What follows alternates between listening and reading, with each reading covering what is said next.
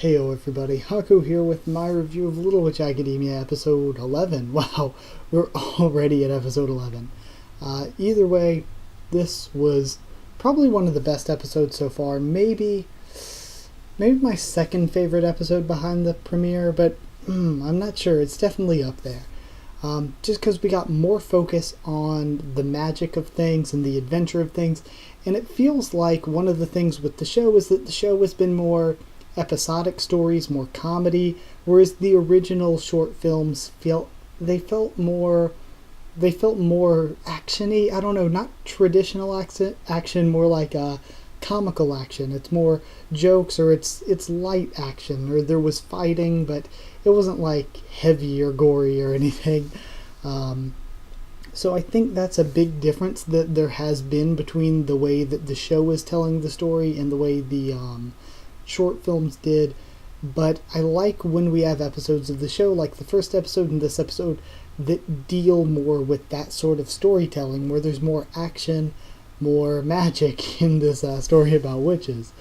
But either way, starting from the beginning, Akko is getting better at magic under Ursula's training, we see, but it's still taking her quite a long time to do anything important, but just being able to put back together that statue like that, even if it was technically a bit incorrect, I thought that it was actually pretty damn impressive. So she wants to ask Chariot how she can be like her, so she goes to ask Ursula under the impression that she must have been one of her classmates. We see Ursula's familiar as a white crow, and I really had some feels for this conversation. I thought it was, I don't know, I really like all of the conversations between them where Akko's talking about how much she loves Chariot and wants to be like her, not knowing that all the while Chariot is right there in front of her the entire time.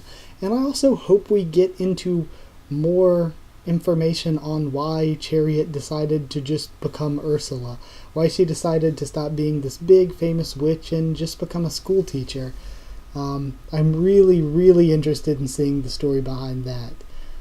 But we find out from the what's being said in the staff meeting that magic is weakening around the world and witches are decreasing. We find out that the 9 great old witches were the ones who founded Luna Nova over 1600 years ago, and that mages used to be able to use magic without the need of a sorcerer's stone like what the school has now that they need to use. So they give Diana access to the school's archives, and around the same time, Akko remembers the story of the Blue Moon Abyss magic to be able to tell you your future, or your past, or whatever else you want to. So, Shiny Rod then, when Akko goes into the area, Shiny Rod activates under the Blue Moon's light to open the Blue Moon Abyss, and Diana learns at the same time of some sort of magic that was sealed by the 9 great old witches with a 7-starred staff called the Claiomh Solais, which I was like, okay, that has to be the Shiny Rod then. So Akko then, we find out from what Ursula was thinking back on, is there are 7 stars and 7 words that have to be revived in order to bring back that magic that was sealed away that Diana learned about. And when Akko used Shiny Arc to hit that, I don't think it was to hit the cockatrice, I think it was to open a gate, was it? In the first episode, when she used the Shiny Arc and turned the Shiny Rod into a bow, she activated the first of the stars / words, and then we see Akko actually herself now when she is confronted by an apparition of Chariot, who becomes this beastly wood monster. Akko asks her to show her her future, and the apparition says that she will give her the future that she wants in exchange for her past.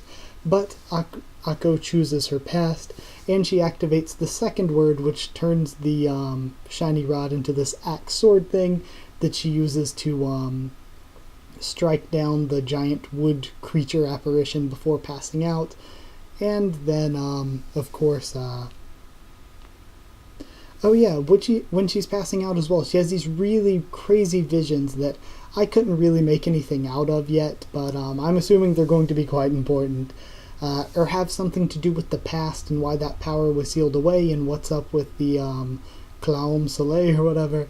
But Ursula then shows up, and we find out that the apparition was actually someone called Professor Woodward, who was the one that Ursula said earlier in the episode had taught her the word that Akko learned.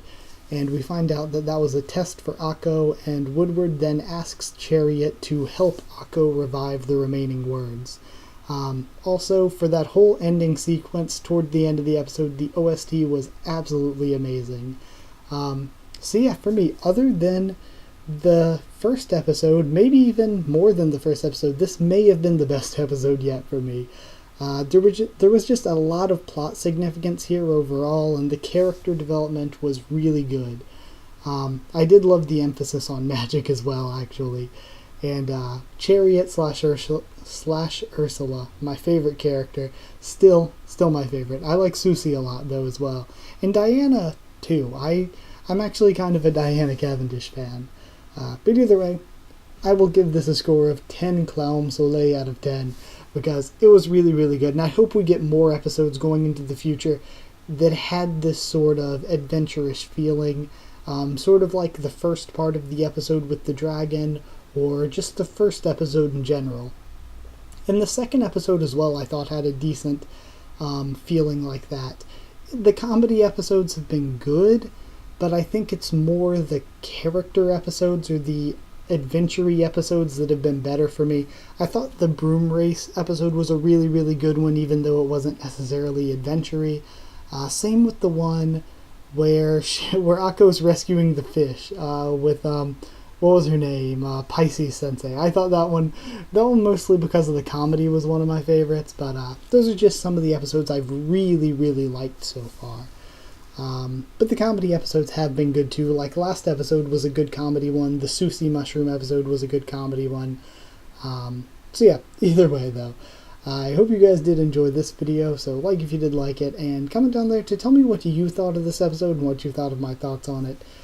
Subscribe for more Little Witch Academia, a ton of other things on the channel. Follow on Twitter if you want. I'll try to keep you updated there and stuff for the channel. That is it. So thank you once again for watching, and I'll see you all next time.